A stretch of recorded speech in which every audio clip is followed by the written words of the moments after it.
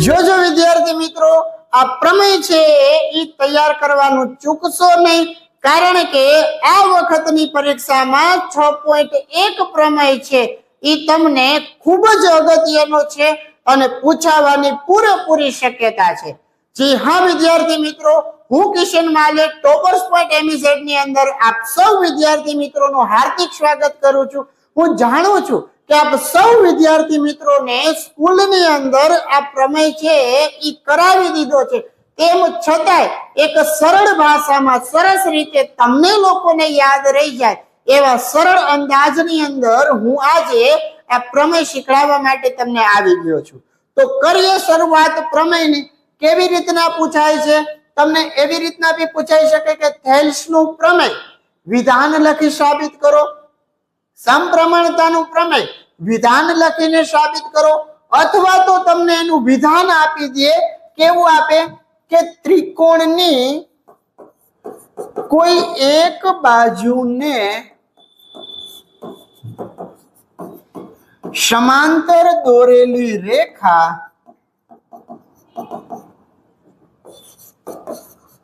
બાકીની બે બાજુઓનું ભિન્ન બિંદુઓમાં છેદે તો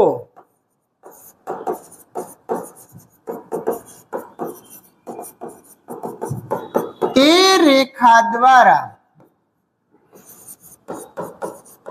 કપાતા રેખાખંડનું સમગુણોત્તરમાં અથવા તો સમપ્રમાણમાં વિભાજન થાય છે। આ એક વિધાન સ્વરૂપે પૂછી શકે। 3-4 અલગ અલગ રીતે પૂછાય છે। સૌથી પહેલા તમને એવું પૂછી શકે થેલ્સનું પ્રમેય વિધાન લખીને સાબિત કરો, તો આ તમારું વિધાન છે। અને એવું ન પૂછે તો સમપ્રમાણતાનું પ્રમેય વિધાન લખીને સાબિત કરો, તો આ તમારું વિધાન છે। અથવા તો તમને આ વિધાન આપી દીધું હોય કે ત્રિકોણની કોઈ એક બાજુને સમાંતર દોરેલી રેખા બાકીની બે બાજુઓને ભિન્ન બિંદુઓમાં છેદે તો તે રેખા દ્વારા કપાતા રેખાખંડનું સમગુણોત્તરમાં વિભાજન કરે છે, અથવા તો સમગુણોત્તરમાં વિભાજન થાય છે। તો આ જ પ્રમેયને આપણે એકદમ સરસ રીતે સમજવો હોય તો સૌથી પહેલા આના માટે આપણે એક આકૃતિ દોરીએ અને તમને જે કંઈ પણ વિધાન આપ્યું છે એ વિધાનને સમજાવવાનો પ્રયત્ન કરું। તો પહેલા હું દોરીશ અહીંયા એક ત્રિકોણની સરસ મજાની આકૃતિ।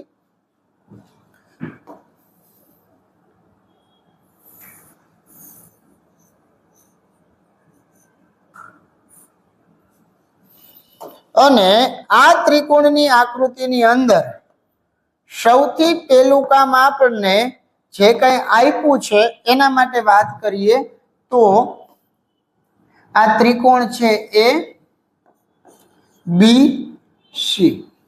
હવે શું કીધું છે કે ત્રિકોણની કોઈ એક બાજુને સમાંતર રેખા દોરવાની છે, અને ત્રિકોણની કોઈ એક બાજુને સમાંતર રેખા દોરવાની જો વાત કરે તો ઈ સમાંતર રેખા હું બાજુ બીસી ને દોરું છું। કોને દોરું છું? બાજુ બીસી। અને બાજુ બીસી ને સમાંતર દોરેલી રેખા એટલે એલ। ઈ બાકીની બે બાજુઓને ભિન્ન બિંદુઓમાં છેદે। તો બાકીની બાજુ એટલે કઈ વૈધી? એક આવડિયા અને એક વૈધી આવડિયા। તો બાકીની બે બાજુઓને જો ભિન્ન બિંદુઓમાં છેદે તો ઈ રેખા દ્વારા કપાતા રેખાખંડ, તો અહીંયા કયો રેખાખંડ કપાણો? AD છેદમાં BD। બીજો રેખાખંડ AE છેદમાં EC, આનું સમગુણોત્તરમાં વિભાજન થાય એવું આપણે સાબિત કરવું છે। તો સમજા આખે આખો પ્રશ્ન? તો આના માટે કોઈ પ્રમેયને તમારે સાબિત કરવો હોય તો પ્રમેય સાબિત કરવા માટે તમને જે કાંઈ પણ માહિતી આપેલી છે એ માહિતીને શું કહેવાય? પક્ષ કહેવાય। તો તમારી શરૂઆત છે એ પક્ષ લખવાથી થાય। તો અહીંયા લખીશ ત્રિકોણ ABC માં બાજુ બીસી ને સમાંતર દોરેલી રેખા એલ એ બી ને ડી બિંદુમાં તથા એસી ને ઈ બિંદુમાં છેદે છે. શું લખવાનું કે ત્રિકોણ એબીસી ની અંદર આ એક બાજુ બીસી છે, એને એક સમાંતર રેખા દોરી છે એલ, ઈ આ બાજુ એબી ને ડી બિંદુમાં છેદે છે અને એસી ને ઈ બિંદુમાં છેદે છે. તો એને છેદી ગયા પછી આપણે જે સાબિત કરવાનું હોય એને કહેવાય સાધ્ય. અને સાધ્ય એટલે શું? તો કે ઈ રેખા દ્વારા કપાતા રેખાખંડ. કયા કયા રેખાખંડ કપાણા? એ ડી અને બીડી. અને બીજું તો કે એ ઈ અને ઈ સી કે પછી સીઈ, આ બેયનું સમગુણોત્તરમાં વિભાજન થાય છે. આવું આપણે સાબિત કરવું છે. અને જ્યારે પણ આપણે કોઈ પણ પ્રમેયને સાબિત કરવો હોય ત્યારે તમારે સૌથી પહેલા લખવાનું પક્ષ, ત્યારબાદ લખવાનું સાધ્ય, પછી આપણે દોરી છે આકૃતિ. અને હવે લખશું આપણે સાબિતી. સાબિતીનો મતલબ શું કે તમારે પક્ષથી કરવાની શરૂઆત અને ગણિતના નિયમો કે પછી અમુક એવા વિધાનો કે એવી વસ્તુનો ઉપયોગ કરી અને તમે સાધ્ય સુધી પહોંચો તો એને શું કહેવાય? સાબિતી. તો લખીએ અહીંયા સૌથી પહેલા સાબિતી. અને સાબિતી માટે આપણે શરૂઆત હંમેશા ક્યાંથી કરવાની હોય છે? પક્ષથી કરવાની હોય છે. તો અહીંયા મને આપેલું જે પક્ષ છે એ પક્ષને હું જરાક લખી લઈશ. તો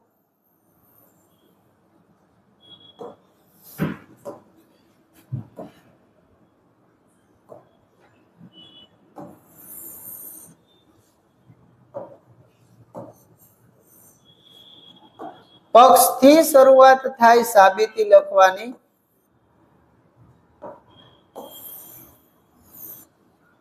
એટલે આ લખ્યું મેં પક્ષ.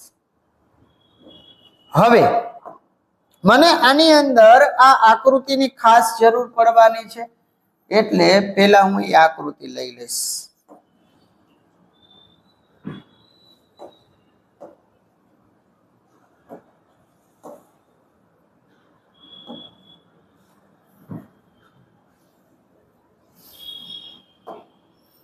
અને આ આકૃતિમાં જે કંઈ પણ ચેન્જીસ કરીએ એ તમે આગળના પેજની જે આકૃતિ છે એમાં લખતા જાજો. હવે સૌથી પહેલું કામ આપણે શું કરશું કે આ બાજુ એ બી છે એના ઉપર એક લંબ દોરશું આવી રીતના ઈ એન. કયો લંબ દોરશું? E N. એટલે લખશું અહીંયા સૌ પ્રથમ બાજુ એ બી, એના ઉપર એક લંબ દોરીશ અને એનું નામ શું આપીશ? E N. તથા બીજો એક લંબ દોરીશ એસી ઉપર, ત્યાં લખીશ એસી લંબ ડીએમ દોરી એ. સૌથી પહેલું કામ શું કરવાનું? આ બાજુ એ બી છે એના ઉપર લંબ દોર્યો ઈ એન, આ બાજુ એસી છે એના ઉપર લંબ દોર્યો ડીએમ. લંબ દોરાઈ ગયા પછી તમારે આ સી અને ડી ને જોડવાના છે.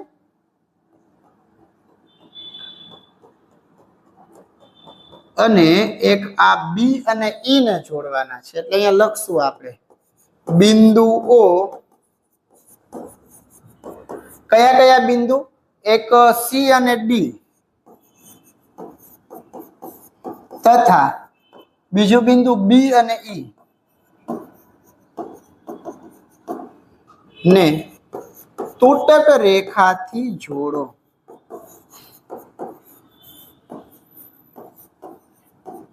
હવે આ તૂટક રેખાથી જોડાઈ જાય પછી આપણે શું કરવાનું, અહીંયા ત્રિકોણના ક્ષેત્રફળનો ઉપયોગ થશે. એટલે લખીશ તો ત્રિકોણનું ક્ષેત્રફળ બરાબર શું થાય, 1/2 એને ગુણ્યા પાયો અને એને ગુણ્યા વેધ. શું થાય ત્રિકોણનું ક્ષેત્રફળ? 1/2 પાયો ગુણ્યા વેધ. હવે મારે અહીંયા 4 વખત ત્રિકોણના ક્ષેત્રફળ લખવાના છે. હું અહીંયા પહેલો ત્રિકોણ જોઉં છું ADE, એટલે અહીંયા લખાય એરિયા ઓફ ટ્રાયેંગલ ADE. એનો મતલબ થયો ત્રિકોણ ADE નું ક્ષેત્રફળ. હવે ત્રિકોણ ADE નું ક્ષેત્રફળ જોતું હોય તો મારે ક્ષેત્રફળનું સૂત્ર શું થઈ જશે કે 1/2 ગુણ્યા પાયો. પાયો એટલે હંમેશા આ બાજુ રાખવાની અને ઈ બાજુ એટલે કોણ થઈ ગઈ AD. એને ગુણ્યા એના ઉપર દોરેલો વેધ એટલે આ આપણે લંબ દોર્યો છે E અને એ લંબ કોણ દોર્યો છે EN. ખ્યાલ આવી ગયો? આ કેની વાત કરી? ત્રિકોણ ADE ના ક્ષેત્રફળની. ત્યારબાદ મારે એની નીચે આવતો બીજો ત્રિકોણ એટલે એક આ ત્રિકોણની વાત કરવાની થાય. આવડવા એક સાઈડના ત્રિકોણ જ લેવાના બધા. દેખાય છે? કયો ત્રિકોણ છે? એરિયા ઓફ ટ્રાયેંગલ BDE બરાબર 1/2. આ ત્રિકોણનો પાયો એટલે આ બાજુ અને ઈ બાજુ એટલે કોણ છે BD. એને ગુણ્યા એનો વેધ એટલે આખે આખી AD ઉપર લીધેલો વેધ કોણ છે EN. ખ્યાલ આવી ગયો? આપણે આ વાત કરી લીધી બધી એક સાઈડની. હવે વાત કરશું બીજી બાજુની અને બીજી બાજુની વાત કરવા માટે આપણે એક વળી પાછો ત્રિકોણ લઈશું અને એના માટે લખીએ આપણે એરિયા ઓફ ટ્રાયેંગલ ADE એટલે ત્રિકોણ ADE નું ક્ષેત્રફળ. અને એના માટે બીજી બાજુ એટલે ત્રિકોણ તો આ જ રાખવાનો છે પણ એનો પાયો છે એ આ બાજુ થઈ જશે. આ બાજુ એટલે AE 1/2 ગુણ્યા AE અને એનો વેધ એટલે અહીંયા દોરેલો કોણ છે DM. પછી જેમ એ સાઈડ નો ત્રિકોણ લીધો તો એવો એવો એક બીજો ત્રિકોણ આપણે લેશું નીચેની સાઈડમાં. જેમ આ BDE લીધો હતો ને એમ હવે તમારે એક ત્રિકોણ લેવાનો CDE.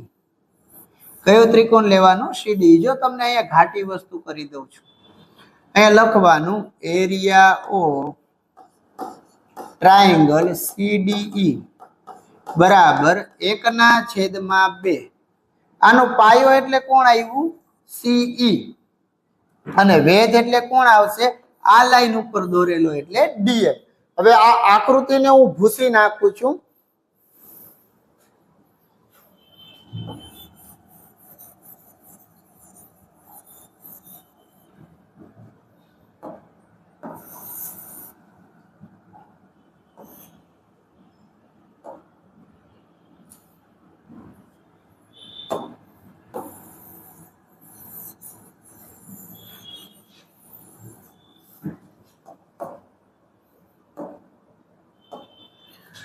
Area of triangle CDE બરાબર 1/2.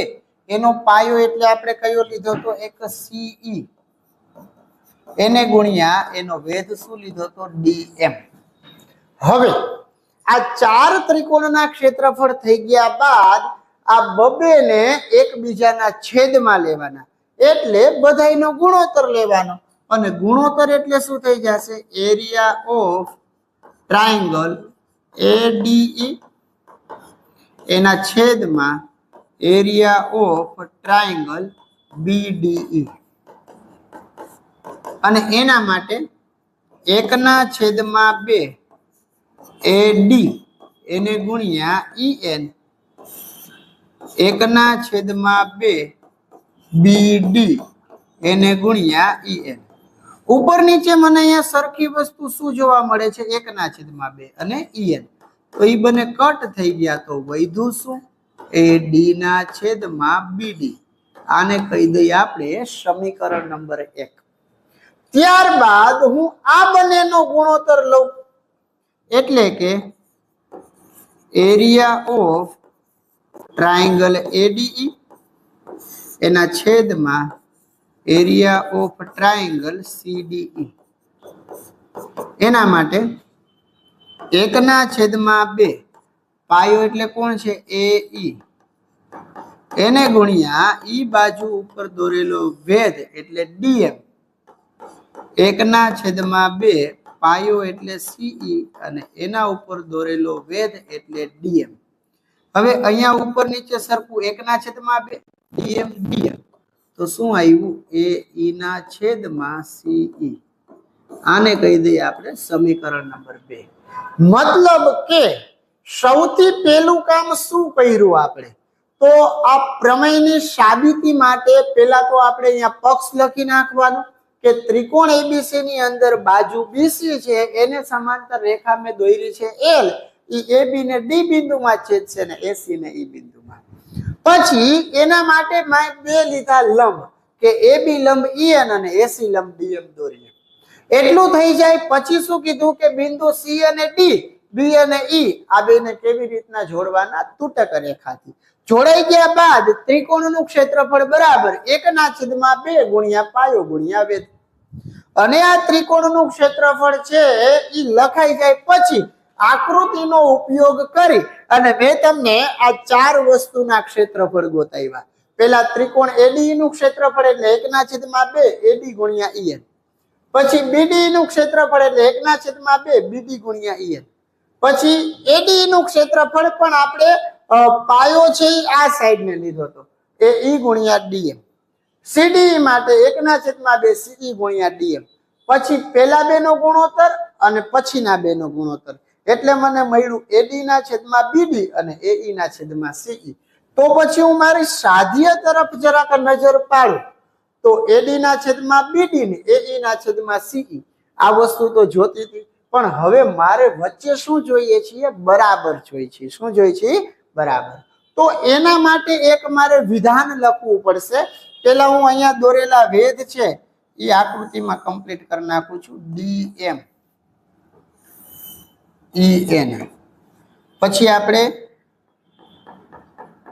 આ B થી E ને જોડ્યા હતા અને C થી D ને જોડ્યા હતા. ક્લિયર? પછી હવે મારે શું કરવાનું થશે કે આ ત્રિકોણ BDE, આ ત્રિકોણ CDE, બે ત્રિકોણ છે એ બે સમાંતર રેખા એટલે બાજુ BC અને આ DE આ બે સમાંતર રેખાની વચ્ચે આવેલા છે. તો જ્યારે કોઈ પણ ત્રિકોણ છે એ બે સમાંતર રેખાની વચ્ચે હોય અને બે ત્રિકોણનો પાયો છે એ એક જ છે. જો કોણ? તો કે DE. તો ત્રિકોણ CDE નું ક્ષેત્રફળ અને ત્રિકોણ BDE નું ક્ષેત્રફળ આ બંને કેવા થાય? સરખા થાય. તો ઈ વિધાનને જરાક લખીએ આપણે કે અહીં ત્રિકોણ BDE અને ત્રિકોણ CDE એ બંને એક જ પાયો અને બે સમાંતર રેખાની વચ્ચે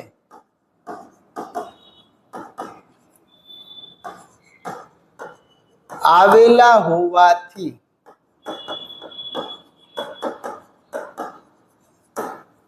ત્રિકોણ ADE નું BDE નું ક્ષેત્રફળ અને ત્રિકોણ CDE નું ક્ષેત્રફળ આ બંને કેવા થાય? સરખા થાય. આને કહી દઈએ વિધાન 3. તો પછી સમીકરણ 1, 2 અને 3 પરથી AD/BD બરાબર AE/CE. અહીંયા થઈ જશે તમારો પ્રમેય પૂરો. વિદ્યાર્થીઓ, આ ક્વેશ્ચન છે ખૂબ જ અગત્યનો છે. છઠ્ઠા ચેપ્ટર ની અંદર આવતો પ્રમેય એટલે સમપ્રમાણતાનું પ્રમેય પરીક્ષાની અંદર 100% પૂછાય છે. એટલે ખાસ તૈયાર કરજો. એક વાર, બે વાર, 3 વાર, 4 વાર, જ્યાં સુધી ન આવડે ત્યાં સુધી આ વિડીયોને રિપીટ કરીને જોતા જાજો અને સ્ટેપ બાય સ્ટેપ આ પ્રમેય પાકો કરી અને પરીક્ષાની અંદર પૂછાય એટલે બેસ્ટમાં બેસ્ટ લખીને આવજો. ત્યારબાદ હજી એક પ્રમેય છે સમપ્રમાણતાનું પ્રતિપ્રમેય. જો આ ન પૂછાય તો એના અથવામાં ઈ હોય તો એને આપણે કાલે ચર્ચા કરશું. પણ આજના દિવસ માટે આટલું. મળીએ એના પછીના લેક્ચરમાં. ત્યાં સુધી આપ સૌ વિદ્યાર્થી મિત્રોને કિશન સરના જય શ્રી કૃષ્ણ.